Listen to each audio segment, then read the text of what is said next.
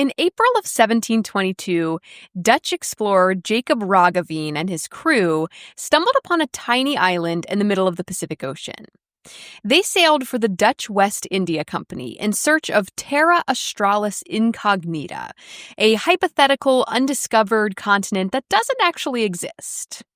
The land they found instead was just a 64-square-mile speck, some 1,200 miles from the nearest island and over 2,000 miles from the nearest continent. This island, which they spotted on Easter Sunday, was incredibly small and incredibly remote.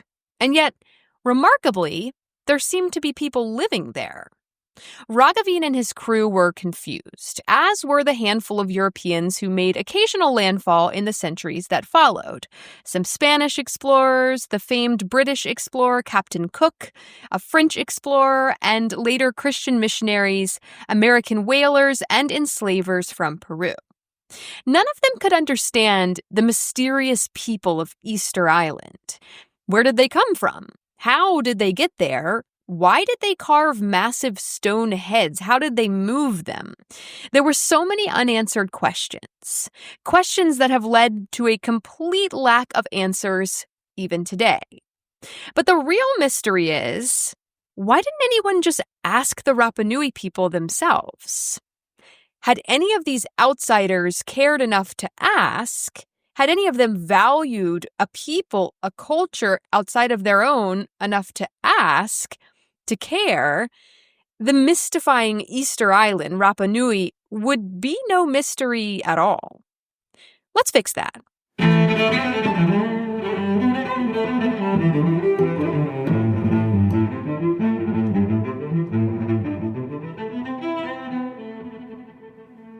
Hello, I'm Shayla Fontaine, and you're listening to History Fix, where I discuss lesser-known true stories from history you won't be able to stop thinking about.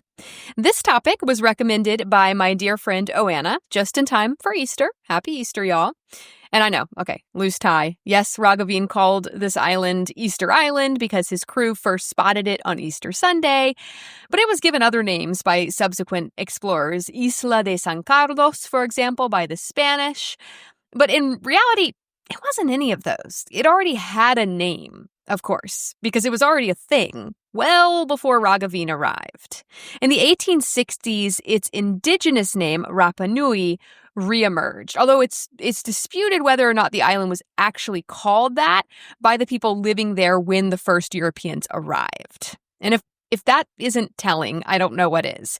We literally don't even know what the island was called when Roggeveen arrived.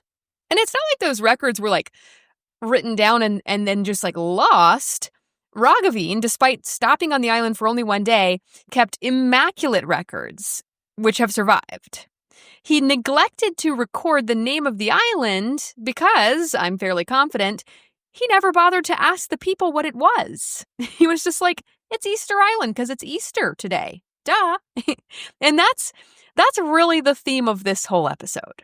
Europeans failing to seek answers, failing to care about anything outside of their own sphere, and then later being like, what a mystery.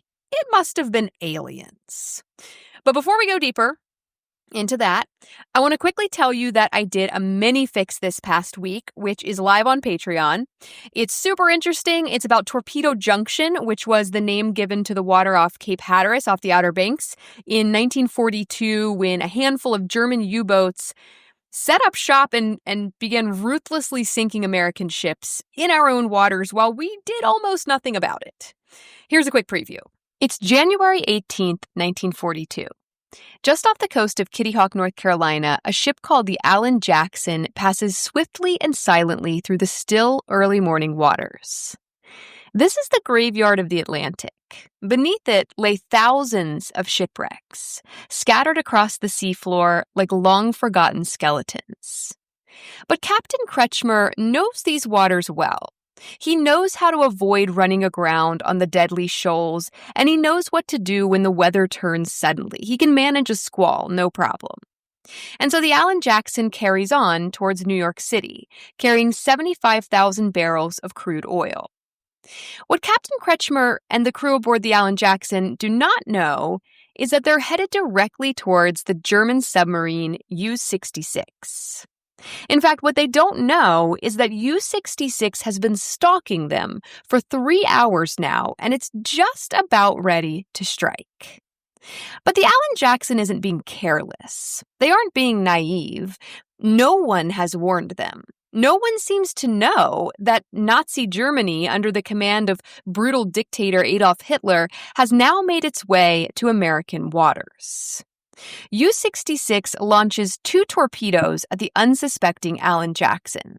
Both hit their target with a massive explosion, igniting those 75,000 barrels of oil, setting both the ship and the ocean ablaze.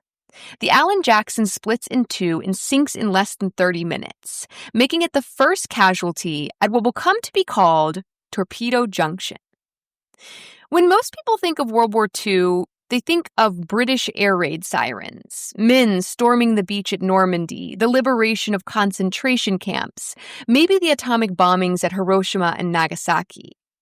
What many don't know is that one of the most violent naval battles of the war took place right here off the Outer Banks of North Carolina. Let's fix that. So if you'd like to listen to that full mini fix, you can find it at patreon.com/historyfixpodcast. My Outer Banks listeners will especially like that one. I talk about what life was like for people living on the Outer Banks at the time, literally looking out at the ocean and just seeing this all go down. The fear of actual Nazis coming ashore and walking among them. It's a crazy story. I think everyone will enjoy it. So patreon.com/historyfixpodcast. I really appreciate your support over there on Patreon, more than you know. My Patreon supporters make this show possible, and I really hope y'all enjoy all the bonus content. I put a lot into those mini fixes. Okay, so we don't know much about Rapa Nui, Easter Island. I'm going to call it Rapa Nui, though, for obvious reasons. We don't know much because, no one ever bothered to ask. Now, granted, another part of the reason why we don't know much is because almost everything in their culture was passed down through oral traditions, right? Storytelling. And as you will see, their population went through a significant bottleneck with numbers dropping to just over 100 people by the late 1800s. They did have a form of writing, or what's referred to as proto-writing, called rongo. Today, we have less than 30 wooden objects with this script engraved on them, but it remains undecipherable. No one alive knows what they say or knows how to read or translate rongo. So without another Rosetta Stone sort of discovery, these writings don't tell us anything. For a long time, there was a dispute over where the people who inhabited Rapa Nui actually came from. Because it's out there. It is the most remote inhabited place on Earth. We don't know for sure when people arrived either. There are theories that they arrived as early as the 300s AD. Other theories propose 700s or 800s, and still others suggest it wasn't until the 1200s that the first Rapa Nui people arrived on the island. Now, the 1200s theory is based on radiocarbon dating, science, so that's the most likely answer. But the other question has always been, where did they come from? They aren't exactly close to anything. It truly is a speck in the middle of a vast ocean, 1,200 miles away from the next nearest island, which is tiny itself. And when I say a speck, I do mean a speck. Rapa Nui is only 14 miles long and 7 miles wide. And at the time that Europeans stumbled upon the island, they could not fathom how these people, these seemingly barbaric in their eyes, people could possess the seafaring technology necessary to travel such vast distances, thousands of miles in open ocean. Yes, Europeans could do it with their big ships and their maps and their compasses and sextants, but these people had none of those things. They just had little wooden canoes. There's no way. Now we know better. Now we know that they did, in fact, possess the skills needed to voyage thousands of miles across the ocean without big ships and maps and compasses and all the bells and whistles. They did it with their little wooden canoes, with knowledge and with abilities that Europeans did not possess. But at the time, 1700s, Eurocentrism was so strong that wasn't even a remote possibility in their minds. There's no way they know how to do something that we don't know how to do. Now we know that's the case. We know that it's possible. So how did they do it? Well, if you've ever seen Disney's Moana, it's an absolute favorite at my house, literally the only movie that my kids will watch, which I'm not hating. That's pretty much how they did it. We're talking about Polynesian voyagers here. According to Liesl Clark writing for PBS, quote, in island culture, the double canoe and its navigator were integral to the survival of the people. As an island became overpopulated, navigators were sent out to sail uncharted seas to find undiscovered islands. For weeks, they would live aboard boats made from wood and lashings of braided fiber. Thousands of miles were traversed without the aid of sextants or compasses. The ancient Polynesians navigated their canoes by the stars and other signs that came from the ocean and sky. Navigation was a precise science, a learned art that was passed on verbally from one navigator to another for countless generations, end quote. And this was quite different from how Europeans viewed and did ocean exploration, which helps to explain their confusion upon realizing that the Rapa Nui must have come from thousands of miles away. Clark paints a stark contrast, writing, quote, the people of the Pacific are intimately tied to the ocean. They sailed the sea hundreds of years before Europeans, using voyaging canoes crafted from island materials and stone tools. The Polynesians approached the open ocean with respect. Indeed, the ocean was integrated naturally into Polynesian culture as they came from small islands surrounded by vast ocean expanses. No other culture embraced the open sea so fully.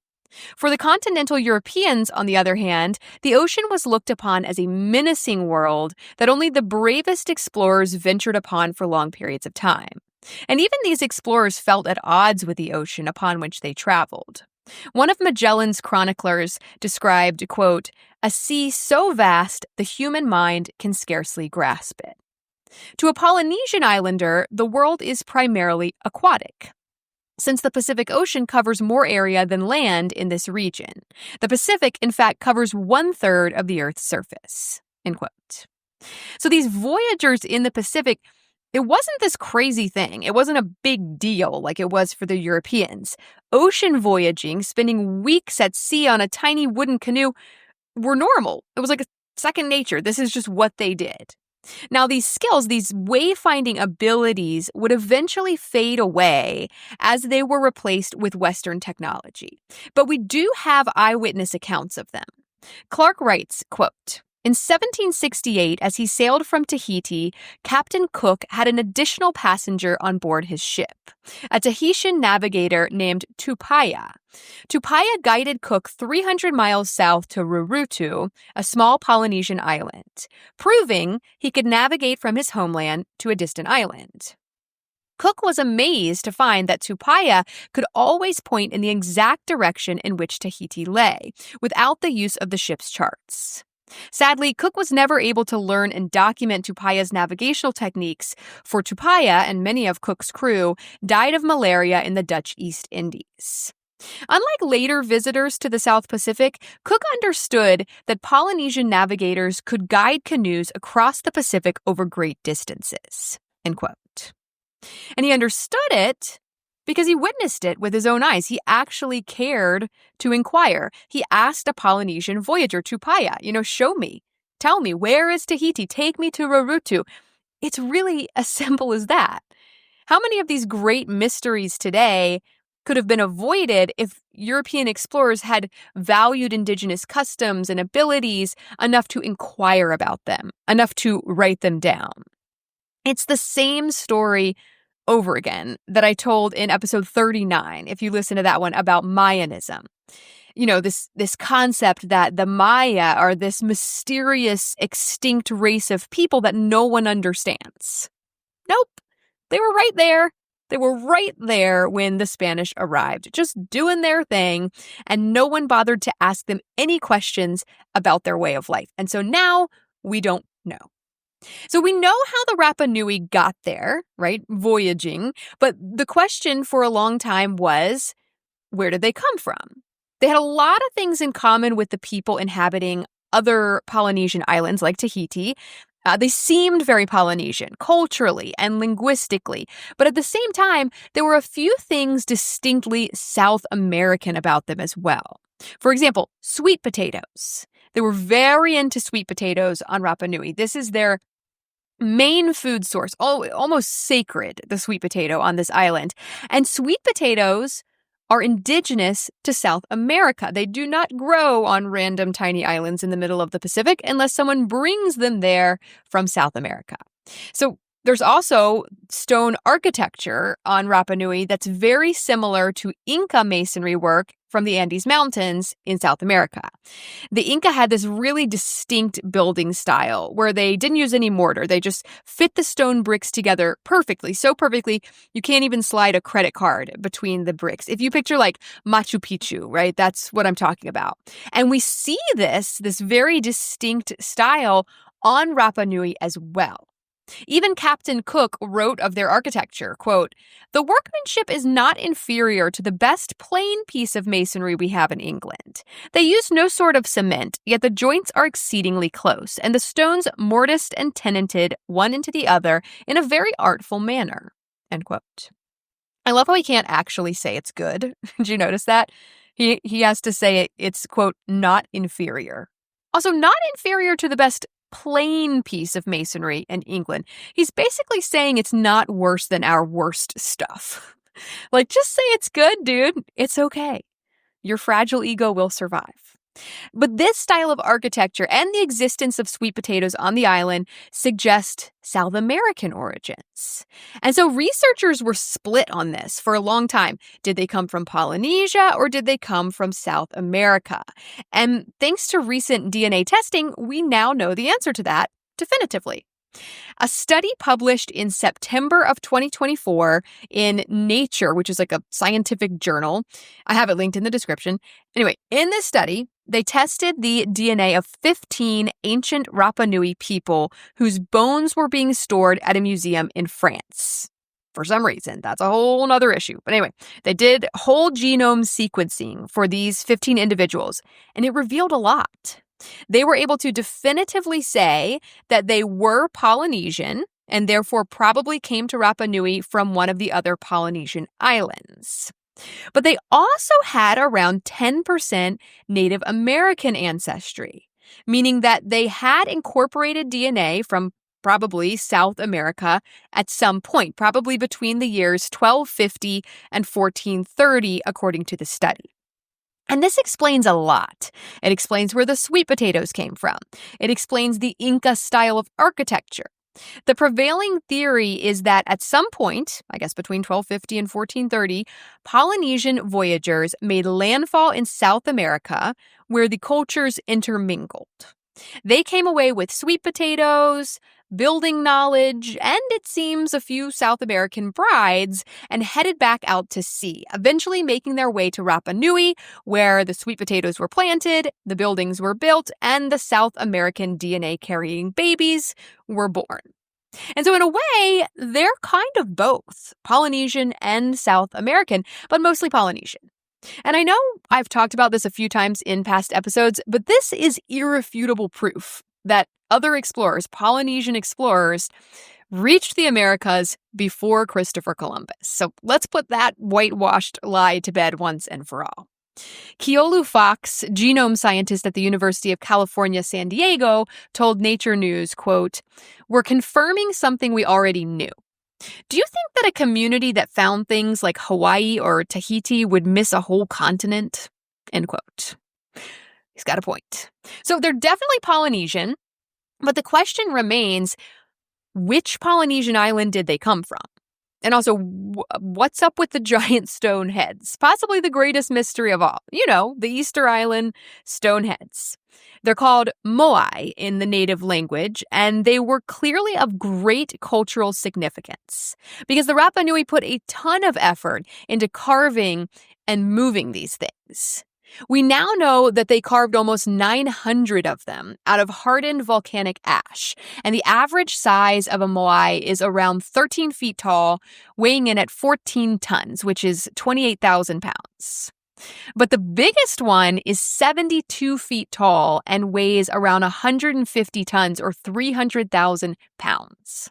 But that one was never erected. It's still lying in a quarry. The biggest one that they actually erected, that they moved and stood upright in place, is called Paro, and it's 32 feet tall, and it weighs 82 tons or 164,000 pounds. So they made almost 900 of these moai, but only 288 of them were successfully transported and erected. Most of them are still laying in the quarries where they were carved, and like 90 some of them were actually abandoned in transit, lying along like roadways that were clearly meant for moving them to their final destination. So it's an unfinished job, really. At some point, they abandoned the moai project that had once occupied so much of their time and energy. The final destinations where they were moving the moai to were called ahu. These were flat mounds upon which the moai would stand once they had been moved from the quarry. We don't know how they moved them from the quarry, though. There's a lot of theories, which I'll get into in a bit. But another mystery with the moai is that for some reason, between 1770 and 1774, in those 4 years, many of the standing moai were intentionally toppled by the Rapa Nui people. They tipped them over. They destroyed them on purpose for some reason. And we know this because when the Dutch guy, Roggeveen, arrived in 1722, and even when Spanish explorers visited in 1770, they both reported seeing only standing moai. They never saw the quarry. They didn't know there were actually a ton more that never made it to their final destinations, but they saw the ones that made it, and they were all standing up on the ahus as of the Spanish reports in 1770. Now, in 1774, when Captain Cook arrived, many of the once standing moai had been toppled. They were now lying smashed and broken on the ground. And we don't know why the Rapa Nui did this, but it continued. They continued to topple them into the 1830s. And now the moai are only still standing in 2 locations. So, I don't know, but, 1830s? How hard would it have been in 1830 for someone to just be like, hey, dude, why are you toppling that statue? Like, why is it some big mystery? Because while the Rapa Nui do not have a written language that we know how to decipher, they did have a rich tradition of oral storytelling. And if we had cared to listen to them, to their stories, to record any of that, we could probably have learned a whole lot. Some of these stories have survived, though, through the generations. And it's hard to say how much stock we can put into them as like scientific evidence or whatever, right? Because they're legends, after all. They're legends. They're just stories. But if you care to listen to the Rapa Nui, finally, the stories might shed some light. Paul Trachtman recounts a conversation with Benedicto Tuki, who is Rapa Nui, in an article for Smithsonian Magazine. He describes Tuki as a master woodcarver and keeper of ancient knowledge. Trachtman writes, quote, "His piercing eyes were set in a deeply creased mahogany face. He introduced himself as a descendant of the island's first king, Hatu Matua, who, he said, brought the original settlers from an island named Hiva in the Marquesas. He claimed his grandmother was the island's last queen. He would tell me about Hatu Matua, he said, that day, but only from the center of the island, at a platform called Ahu Akivi with its 7 giant statues. There, he could recount the story in the right way. As our jeep negotiated a rutted dirt road, the 7 moai loomed into view. Their faces were paternal, all-knowing, and human, forbiddingly human. These 7, Tuki said, were not watching over the land like those statues with their backs to the sea. These stared out beyond the island, across the ocean to the west, remembering where they came from. When Hatu Matua arrived on the island, Tuki added, he brought 7 different races with him, which became the 7 tribes of Rapa Nui. These moai represent the original ancestors from the Marquesas and the kings of other Polynesian islands. Tuki himself gazed into the distance as he chanted their names. This is not written down, he said. My grandmother told me before she died. His was the 68th generation, he added, since Hatu Matua, end quote. So, that answers a lot of questions. right there, one afternoon spent talking to an Indigenous Rapa Nui person, and boom, we have the island of origin, Hiva, in the Marquesas, which is an actual place. We also have the purpose of the moai, the giant heads. They were based on ancestor worship. It's really not a huge mystery if you simply care to ask. Now, we can't put a ton of scientific stock into these native legends, though, because they are legends, after all. Tuki elaborated to Trachtman, quote, "Because of fighting at home, Chief Hotumatua gathered his followers for a voyage to a new land. His tattooist and priest, Haumaka, had flown across the ocean in a dream and seen Rapa Nui and its location, which he described in detail. Hatumatua and his brother-in-law set sail in long double canoes loaded with people, food, water, plant cuttings, and animals. After a voyage of 2 months, they sailed into Anakina Bay, which was just as the tattooist had described." End quote. Rapa Nui legends also tell us that the moai walked to the ahus where they now stand. That's the Rapa Nui explanation of how they moved these massive stone sculptures. Liesl Clark writes for PBS, quote, "Like most oral traditions, Rapa Nui folklore has been passed down through the generations, and it is unknown whether the stories are based on historical fact. Most center on the mystical idea that the massive megaliths were moved using mana, or divine power. Those who possessed mana were able to command the moai to walk to their designated places. Accounts of who actually possessed mana differ greatly.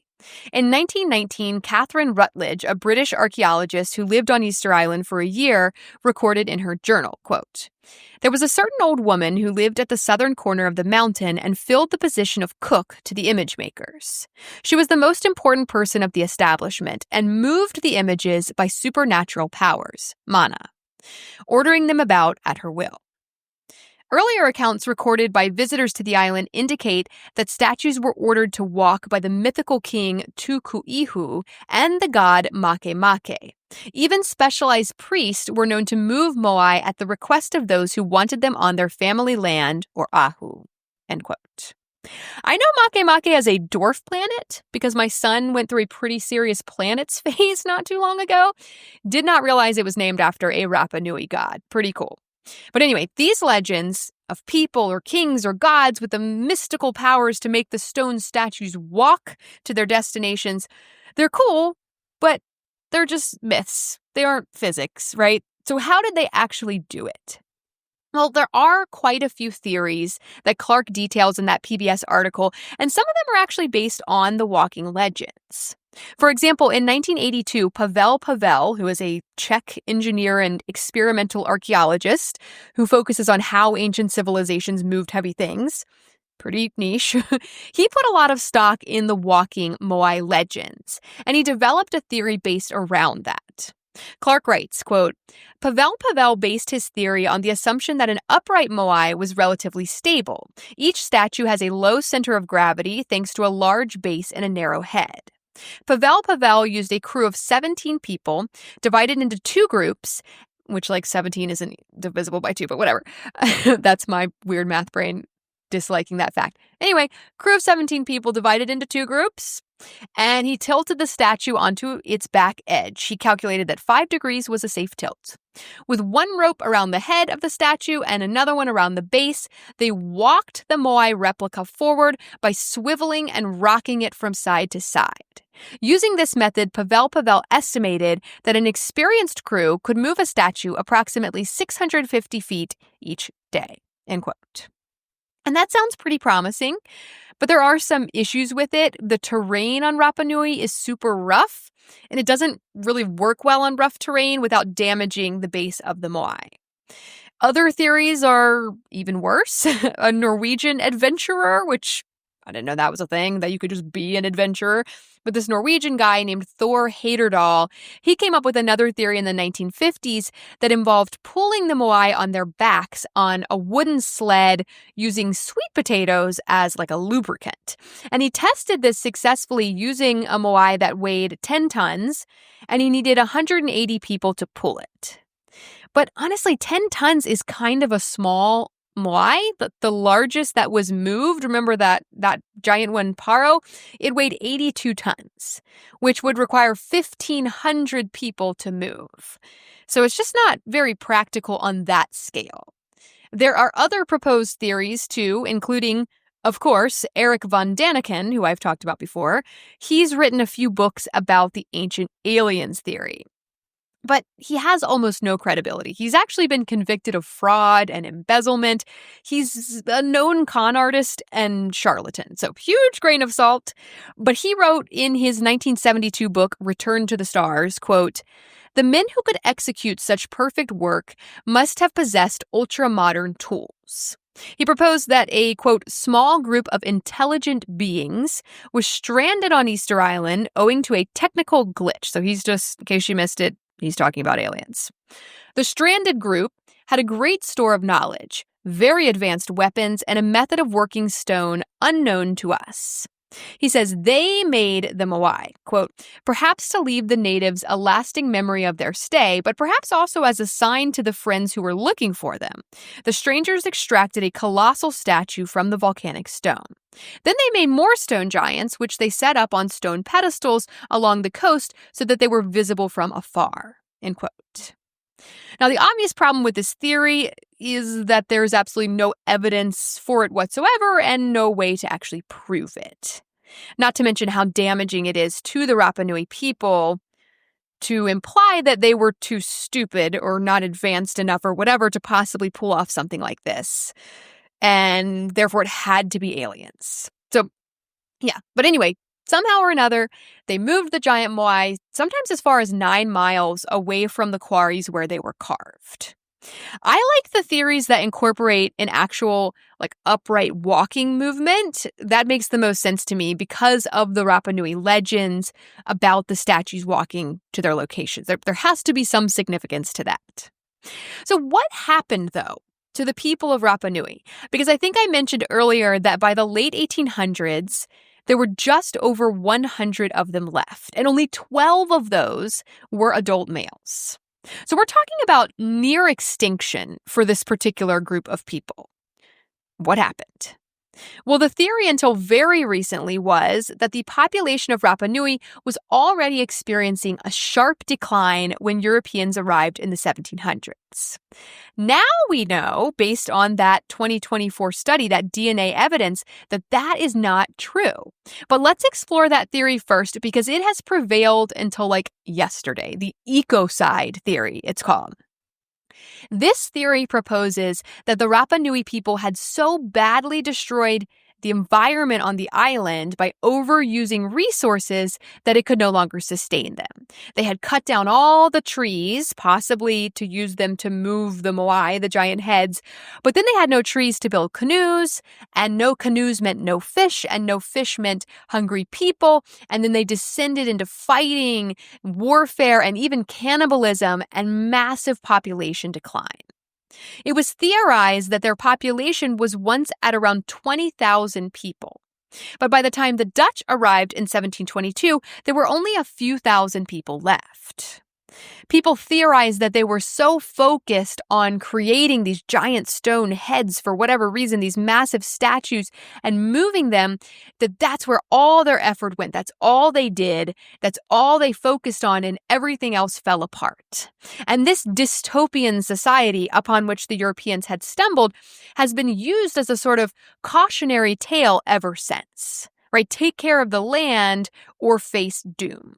And it's an important lesson, don't get me wrong, it's an important lesson, but it just may not have been what happened on Rapa Nui. There are little bits of evidence for it. Roggeveen reported in 1722 that there were no trees on the island, that they had all been cut down.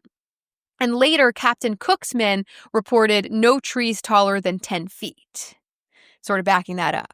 Trackman reports, quote, "Some archaeologists point to a layer of subsoil with many obsidian spear points as a sign of sudden warfare." Smithsonian forensic anthropologist Douglas Owsley, who has studied the bones of some 600 individuals from the island, has found numerous signs of trauma, such as blows to the face and head. But only occasionally, he says, did these injuries result in death, end quote. But the real evidence against this theory comes from that 2024 study of those 15 Rapa Nui skeletons that were in the museum in France. The DNA genome sequencing they did proved that the population was not declining at the time the Europeans arrived. It was actually still on the rise, which means that there had never been that many people living on the island to begin with, 20,000 people. Don't even know why they thought there was. That was a vast overestimation. Alexa Robles-Gill writes for Smithsonian Magazine, quote, "If the population had indeed collapsed, researchers would have seen a reduction in genetic diversity, according to the paper. But this wasn't the case," end quote. Study author Barbara Sousa de Mota told a French newspaper, quote, "Our genetic analysis shows a stably growing population from the 13th century through to European contact in the 18th century. This stability is critical because it directly contradicts the idea of a dramatic pre-contact population collapse," end quote.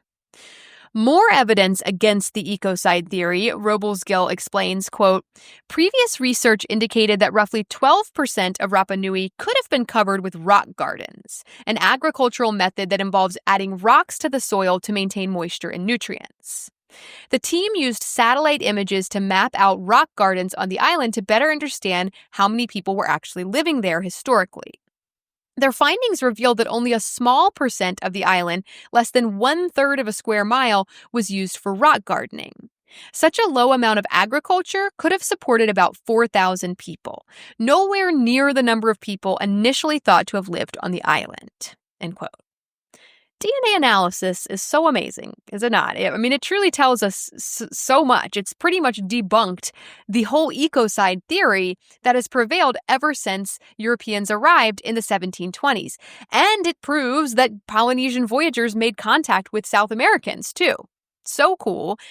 But if that's not what happened to the people on Rapa Nui, they didn't self-destruct like we thought, then what did happen to them?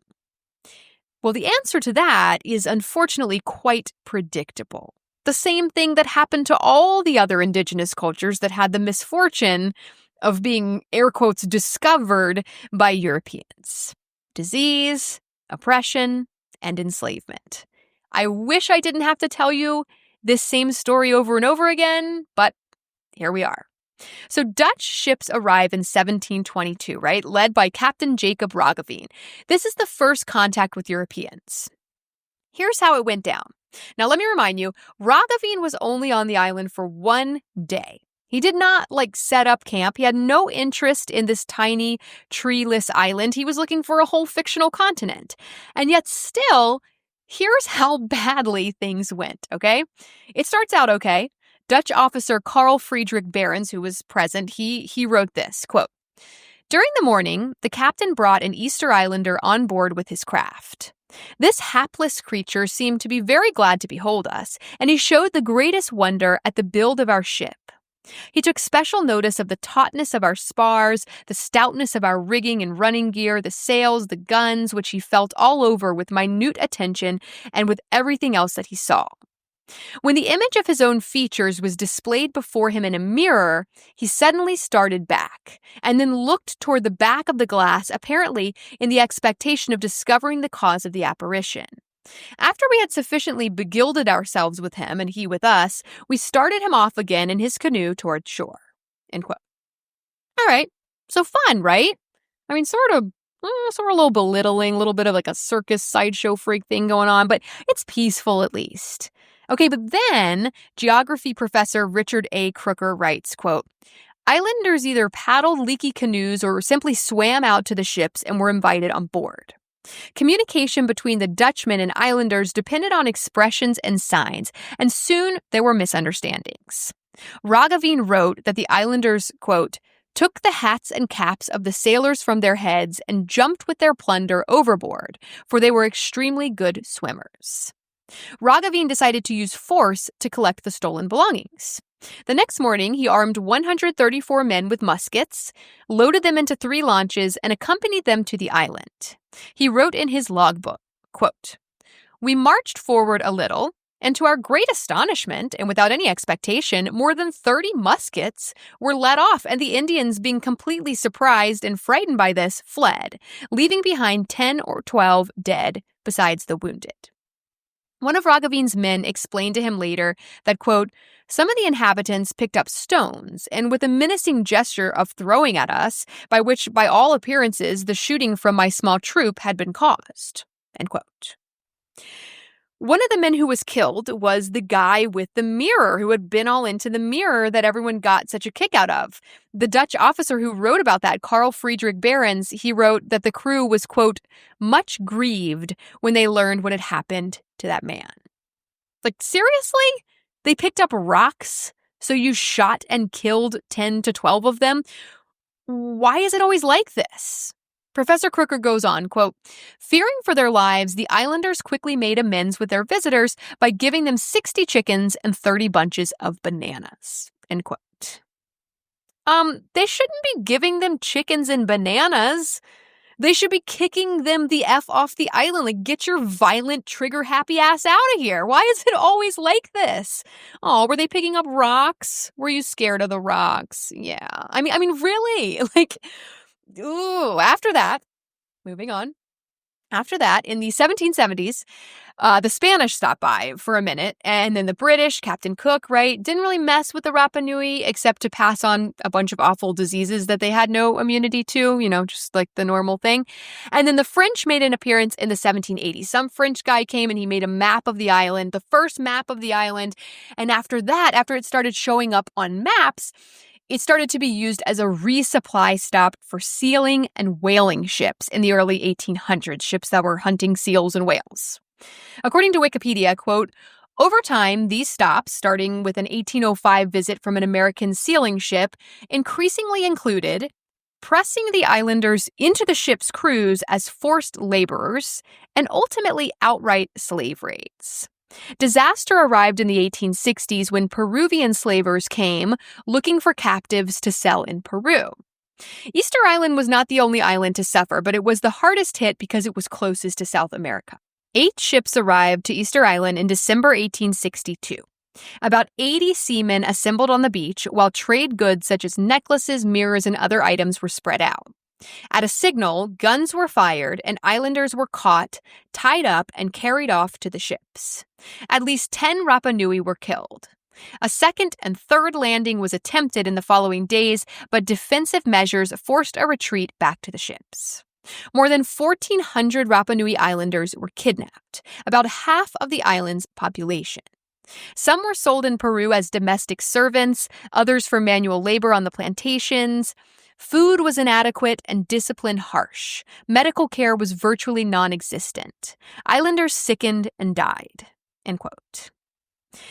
This kidnapping of Rapa Nui people for forced labor in Peru, thankfully, was highly controversial even at that time. And a year later, the Peruvian government actually forced the enslavers to return the Rapa Nui people that they had kidnapped to their island. But by then, most of them had already died of diseases like tuberculosis, smallpox, and dysentery. And those that managed to return to Rapa Nui alive brought those diseases with them, which started an epidemic on the island that further reduced the population to only around 110 people by 1877. So, of course, the population bottleneck didn't happen before Europeans arrived. Wouldn't that have been all too convenient? I don't know what happened. It wasn't our fault. They just, cut down all the trees and stuff. They weren't taking care of the environment. We didn't kill them. It wasn't our fault. Yes, you did. The lack of accountability is infuriating. DNA tests do not lie. They were doing just fine on Rapa Nui until Europeans arrived with their diseases and their violence and their senseless need to enslave other human beings. Same old story, different island. And it's not until literally last year when that DNA study came out that narrative has finally shifted. But it shouldn't have taken that long. The information was there. It was right there for anyone who cared enough to know. But they didn't. No one asked the Rapa Nui. No one studied their way of life. No one cared about it until the 1930s, over 200 years after first contact. In the 1800s, French seafarer and artist Pierre Loti wrote of Rapa Nui, quote, "There exists in the midst of the great ocean, in a region where nobody goes, a mysterious and isolated island. The island is planted with monstrous great statues, the work of I don't know what race, today degenerate or vanished. It remains an enigma." End quote. A region where nobody goes gets me. Define nobody. Because I'm pretty sure the Polynesians were zipping all over that region when your ancestors were still huddled in mud huts, half-starved and covered in their own excrement.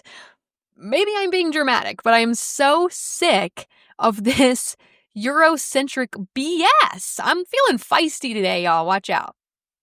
But it wasn't until 1934, okay, literally 202 years after stumbling upon this island, 1934, that anyone cared to find anything out about Rapa Nui and its people, the few of them who were left. Ethnologist Alfred Metro and archaeologist Henri Lavacherie finally started to gather and record the legends, traditions, and myths that had been passed down through generations of Rapa Nui people, these stories, in order to try to understand their culture. Metro's books are what brought global awareness about Rapa Nui to the rest of the world. But it was, unfortunately, it was kind of too little too late. You can't wait until a civilization has been almost completely destroyed and then try to ask them questions about who they once were. Most of that has been lost to time, and now we're grasping at straws, genome sequencing ancient DNA to try to figure out what really happened. I see a lot of similarities between the Rapa Nui story and the story of the Maya in Central America. Like I said, I did an episode about this already. This idea that they are extinct, right? That they no longer exist, that we'll never know who they really were or what they were capable of. And that creates this sense of mystery, right? The Mayan calendar, the world ending in 2012, these misconceptions are based on a lack of knowledge, too many holes in what we know about them. Oh, the Easter Island heads are so mysterious. How did they do that? I don't know. Why didn't you ask them? Trachtman writes in his Smithsonian Magazine article, quote, "When I asked Grant McCall, an anthropologist from the University of New South Wales in Australia who has recorded the genealogies of island families since 1968, how a culture could be transmitted through only 110 people, he tugs at his scruffy blonde mustache. Well, it only takes two people, he says, somebody who is speaking and somebody who is listening." End quote. And it really is that simple. The Maya are not gone, and neither are the Rapa Nui. Their populations have been greatly diminished, their culture near erased, but they're still here. And both groups are trying desperately to regain some of who they once were, some of what was taken from them. There's controversy now about the land in Rapa Nui, which is currently a territory of Chile. Should the land be preserved, kept as like a national park, a World Heritage Site, or should it be given back to the Rapa Nui people from whom it was taken, people who are still here? Patero Edmonds, former mayor of Hangaroa, which is a town on Rapa Nui, tells Trachtman, quote, "The moai are not silent. They speak. They're an example our ancestors created in stone of something that is within us, which we call spirit. The world must know this spirit is alive."